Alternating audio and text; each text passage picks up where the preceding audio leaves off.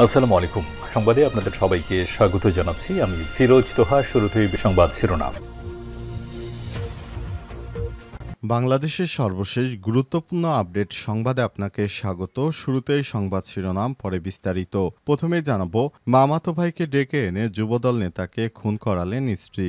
স্ত্রীর পরিকল্পনা এবং নির্দেশে খুলনার ডুমুরিয়া 18 মাইল এলাকায় নিজ বাড়িতে নির্মমভাবে খুন হন সাতক্ষীরার যুবদল নেতা SM শামীম। আজ জেলা police super TM Mosharraf Hossain নিজ কার্যালয়ে সংবাদ সম্মেলনে এই তথ্য নিশ্চিত করান। পারিবারিক কলহের জেরে তাকে হত্যা করা হয়েছে বলে দাবি করেছে পুলিশ। এই ঘটনায় পুলিশ নিহত শামীমের স্ত্রী ফাতেমা আক্তার বৃষ্টি ও শালক ওবায়দুল্লাহ হাওলাদারকে গ্রেপ্তার করেছে। এরপর জানাবো, রাজশাহীতে ট্রাকের ধাক্কায় 8 সেনা সদস্য আহত।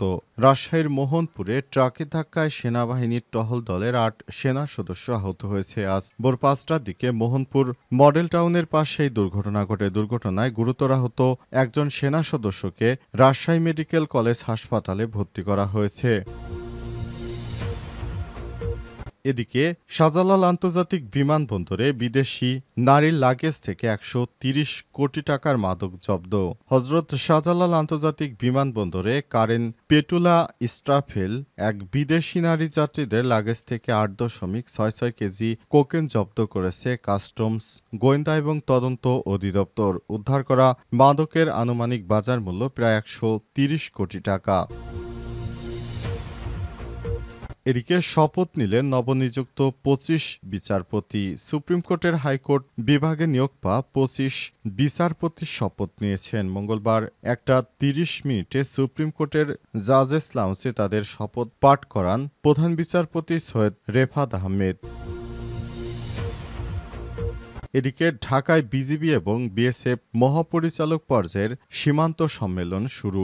Border guard of Bangladesh BGB ও ভারতের বর্ডার সিকিউরিটি ফোর্স বিএসএফ এর মধ্যে 56তম মহাপরিচালক পর্যায়ের সীমান্ত সম্মেলন আনুষ্ঠানিকভাবে আজ শুরু হয়েছে।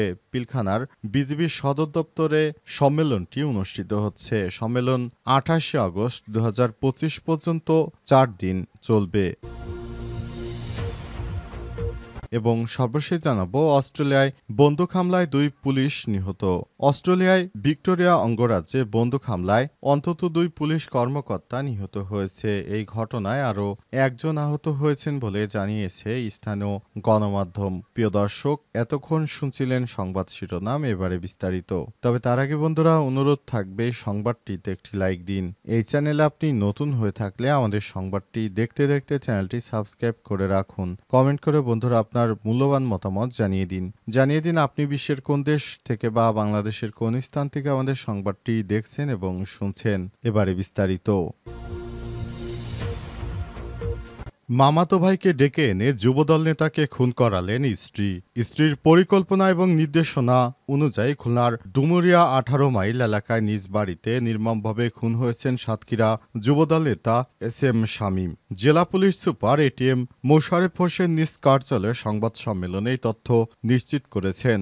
পারিবারিক কলহের জেরে তাকে হত্যা করা হয়েছে বলে দাবি করছে পুলিশ। এই ঘটনায় পুলিশ নিহত শামীমের স্ত্রী ফাতেমা আক্তার বৃষ্টি ও শালক ওবায়দুল হাওলাদারকে গ্রেপ্তার করেছে। পুলিশ জানায়, শামীমের স্ত্রী ফাতেমা আক্তার বৃষ্টি পরিকল্পনা করে 2 দিন আগে তার মামাতো ভাই ওবায়দুল্লাহ হাওলাদার ইমনকে বাড়িতে ডেকে আনেন। 22 আগস্ট রাতে খাবারের শেষে শামীম এবং তার স্ত্রী 3য় তলায় ফাঁকা ফ্ল্যাটে যায়। সেখানে বৃষ্টির ইশারায় ইমন শামীমের ঘাড়ে ছুরি দিয়ে কোপ দিলে তিনি মারা যান। 25 আগস্ট বৃষ্টি ও ইমনকে গ্রেপ্তার করে পুলিশ তাদের জবানবন্দিতে হত্যার বিষয়টি স্বীকার করেছে এবং ছোরাটি জলাশয় থেকে উদ্ধার করা হয়েছে বলে নিশ্চিত করা হয়েছে। সেই ছোরায় তাদের হাতের ফিঙ্গারপ্রিন্ট উদ্ধার করা হয়েছে। তারা কি কারণে এই ধরনের হত্যাকাণ্ড ঘটালো এ বিষয়টি এখনো জানা যায়নি। তবে অনেকেই মনে করছে পরকীয়ার জেরে ওই যুবদল নেতার স্ত্রী তার স্বামীকে হত্যা করে থাকতে পারেন। তবে সে বিষয়টি এখনো স্পষ্ট করে কেউ জানাতে পারেনি। রাজশাহীতে ট্রাকের ধাক্কায় ৮ সেনা সদস্য আহত হয়েছে। রাজশাহীর মোহনপুরে ট্রাকের ধাক্কায় সেনাবাহিনীর টহল দলের ৮ সেনা সদস্য আহত হয়েছে। ভোর ৫টার দিকে মোহনপুর মডেল টাউনের পাশে দুর্ঘটনা ঘটে। দুর্ঘটনায় গুরুতর আহত একজনকে রাজশাহী মেডিকেলে ভর্তি করা হয়েছে। মোহনপুর থানার ভারপ্রাপ্ত কর্মকর্তা ওসি আতাউর রহমান জানান, মঙ্গলবার ভোর ৫টার দিকে মোহনপুর মডেল টাউনের পাশে সেনাবাহিনীর একটি টহল গাড়িকে পেছন থেকে ট্রাক ধাক্কা দেওয়ার সময় নিয়ন্ত্রণ হারিয়ে সেনাবাহিনীর টহল গাড়িটি এবং ট্রাক উভয় পাশের খাদে পড়ে যায়। এতে গাড়িতে থাকা ৮ জন সেনা সদস্য আহত হয়েছে। আহতদের মধ্যে গুরুতর আহত অবস্থায় সিপাহী ও জুয়েল রানাকে রাজশাহী মেডিকেল কলেজ হাসপাতালে ভর্তি করা হয়েছে। বাকিরা প্রাথমিক চিকিৎসা নিয়েছেন। এদিকে ট্রাকের চালক বর্তমানে সেনা হেফাজতে রয়েছে বলে জানান ওসি আতাউর রহমান। সেনা সদস্যদের লক্ষ্য করে এই ট্রাক চালক কুখ্যাত সন্ত্রাসীরা যে ধরনের কর্মকাণ্ড পরিচালনা করেছে তার কঠিন থেকে কঠিন শাস্তি হওয়া উচিত। কারণ সেনা সদস্যরা এই দীর্ঘ আন্দোলন সংগ্রামের পর আমাদের যেভাবে পাশে দাঁড়িয়ে আমাদের বাংলাদেশকে শত্রুর হাত থেকে রক্ষা করে আসছে, সেই আমাদের গর্বের সেনা সদস্যদের ট্রাকে তারা এই ধরনের হামলা সংঘর্ষের ঘটনা ঘটিয়েছে। এটি কোনোভাবেই গ্রহণযোগ্য নয়। এসব সন্ত্রাসীদেরকে অবশ্যই কঠিন থেকে কঠিন শাস্তি দেওয়া উচিত সেনাবাহিনীর। সেনাবাহিনী ওই ট্রাকের ড্রাইভারকে হেফাজতে নিয়েছে। আশা করছি তার বড় ধরনের বিচার হবে। শাহজালাল আন্তর্জাতিক বিমানবন্দরে বিদেশির লাকেজ থেকে ১৩০ কোটি টাকার মাদক জব্দ করা হয়েছে। হজরত শাহজালাল আন্তর্জাতিক বিমানবন্দরের কারেন পেটুলা স্ট্রাফেল এক বিদেশি নারী যাত্রীর লাগেজ থেকে ৮.৬৬ কেজি কোকেন জব্দ করেছে কাস্টমস, গোয়েন্দা ও তদন্ত অধিদপ্তর। উদ্ধার করা মাদকের আনুমানিক বাজার মূল্য ১৩০ কোটি টাকা। কাস্টম সূত্র থেকে জানা গেছে, সোমবার ২৫ আগস্ট দিবাগত রাত ২:৩০টার দিকে দোহা থেকে ঢাকায় আসা কাতার এয়ারওয়েজের একটি ফ্লাইট নম্বর QR638 ওই নারী ঢাকায় পৌঁছান। গোপন সংবাদের ভিত্তিতে নজরদারির অংশ হিসেবে ফ্লাইট থেকে নামার পর তাকে শনাক্ত করা হয়। ওই যাত্রীর নাম কারেন পেটুলা স্ট্রাফেল। পরে কাস্টমস কর্মকর্তারা তার লাগেজ স্ক্যানিং ও তল্লাশি করে ৩টি প্লাস্টিকের জার উদ্ধার করে। জারের ভেতর থেকে ২২টি ডিম্বাকৃতির প্যাকেট মোড়ানো কোকেন পাওয়া গেছে। প্রাথমিক পরীক্ষায় সেটি কোকেন বলে নিশ্চিত করা হয়েছে। কাস্টমস কর্মকর্তারা জানান, আটক যাত্রীর পাসপোর্ট নম্বর R1165532 এবং বোর্ডিং পাস 7IBAHK।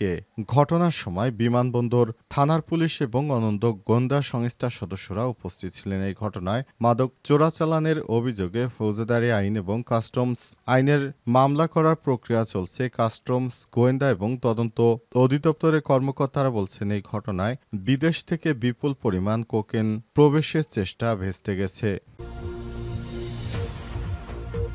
শপথ নিলেন নবনিযুক্ত ২৫ বিচারপতি। সুপ্রিম কোর্টের হাইকোর্ট বিভাগে নিয়োগ পাওয়া ২৫ জন বিচারপতি শপথ নিয়েছেন। আজ দুপুর ১:৩০ সুপ্রিম কোর্টের জাজেস লাউঞ্জে তাদের শপথ বাক্য পাঠ করান প্রধান বিচারপতি ড.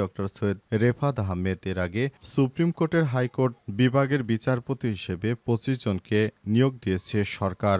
আইন বিচার সংসদ বিষয়ক মন্ত্রণালয় আইন ও বিচার বিভাগ থেকে সোমবার রাতে সংক্রান্ত প্রজ্ঞাপন জারি করা হয়। নতুন নিয়োগ পাওয়া বিচারপতিরা হলেন সুপ্রিম কোর্টের আইনজীবী মোহাম্মদ আনোয়ারুল ইসলাম শাহীন, আইন ও বিচার বিভাগের অতিরিক্ত সচিব মোহাম্মদ সাইফুল ইসলাম, চট্টগ্রাম জেলা ও দায়রা জজ মোহাম্মদ নুরুল ইসলাম, আইন ও বিচার বিভাগের সচিব শেখ আবু তাহের, সুপ্রিম কোর্টের registrar general Aziz Ahmed Bhuiyan, supreme কোর্টের আইনজীবী রাজীব উদ্দিন আহমেদ, ফয়সাল হাসান আরিফ, বিচার আইন ও বিচার বিভাগের যুগ্ম সচিব SM সাইফুল ইসলাম, সুপ্রিম কোর্টের আইনজীবী Mohammad Hasib Ahsan, Mohammad Ziaul Haq, deputy attorney general Dihidar Masum Kabir, Habiganj জেলা ও দায়রা জজ Jesmin Ara Begum, Bangladesh judicial service commission সচিব মুরাদ মাওলা হোসেন, ঢাকা মহানগর দায়রা জজ মোহাম্মদ জাকির হোসেন,